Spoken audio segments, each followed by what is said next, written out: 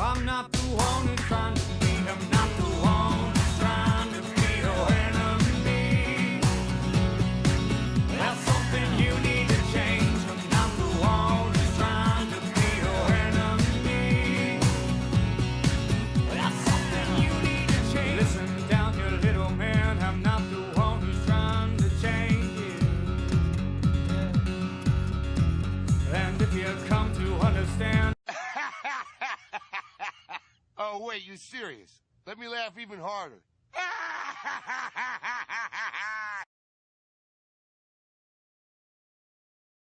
Well, here's a first for my channel, a movie review.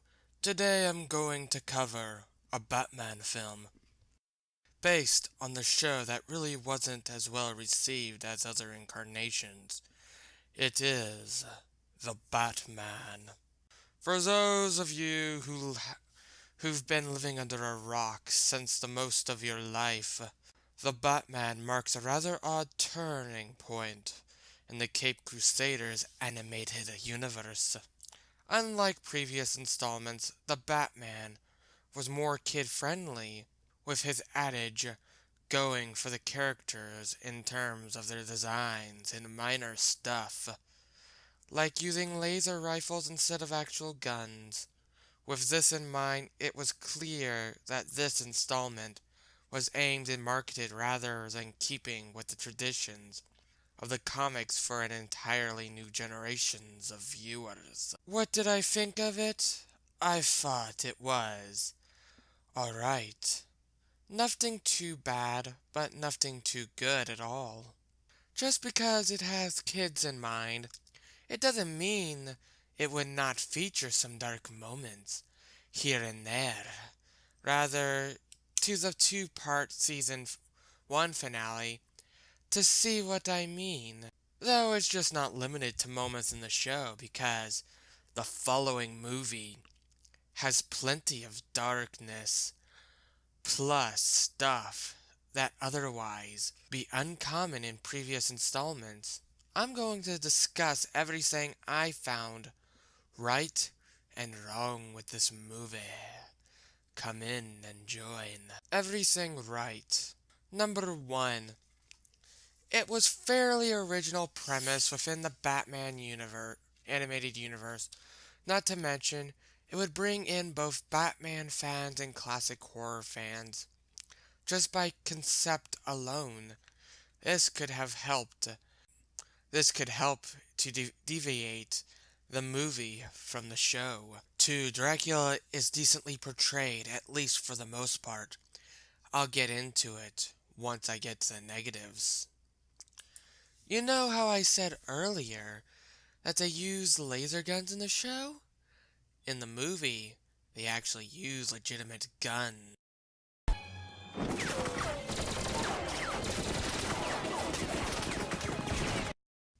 See what I mean? 4. The show is decently animated. While the show's overall designs provided the biggest crutch, this show manages to embody an atmosphere that can only be provided. A dark tone the franchise provides. It seems to take a lot more liberties than other Batman shows at the time refer to Dracula sucking his victims dry. Vampire Joker, enough said.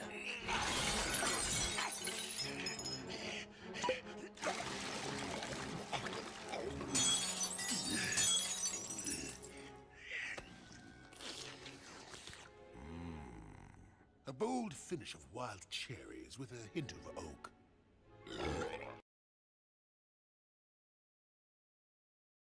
A surrealist Esquire scene. It's rare to see a show employ such methods, and this movie pulls it off very well.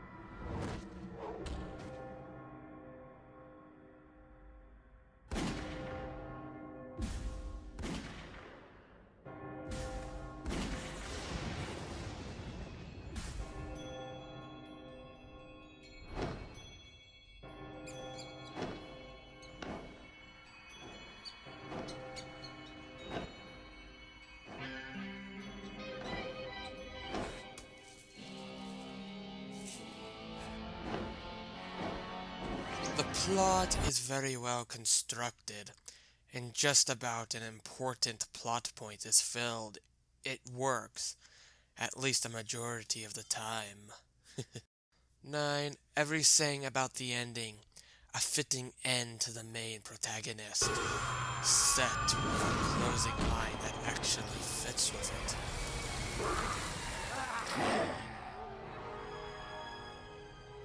You are Bruce Wayne.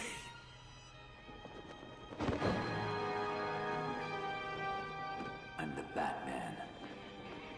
And you're dust.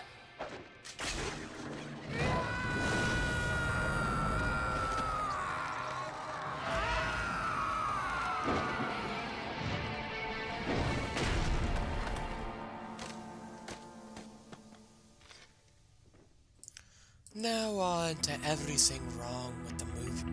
Well, the voice acting was pretty good. All of the voices are too familiar, thanks to the cast selection. Few characters have a very unique voice in this. Some of the dialogue is a bit cheesy, which is a present aspect in most episodes of the show this movie is based on. It gets a little stale after a while. The revelation of Batman learning of Dracula's presence during the party scene, is a little predictable. Dracula fans would immediately know that Alucard is obviously Dracula spelled backward. While decently portrayed, Dracula falls victim to the cliches blood-hungry vampire, as portrayed in every Dracula-centered story ever. The portrayal is good, but it's not necessarily original. So the pros being 9 and the cons being 4. Final thoughts. I really enjoyed this movie. It isn't as flawed as the series it was based off of, but you could still find some enjoyment out of this movie, whether you're a Batman fan or you just prefer the older stuff. This is Channel Even, signing out, and please enjoy the darkness.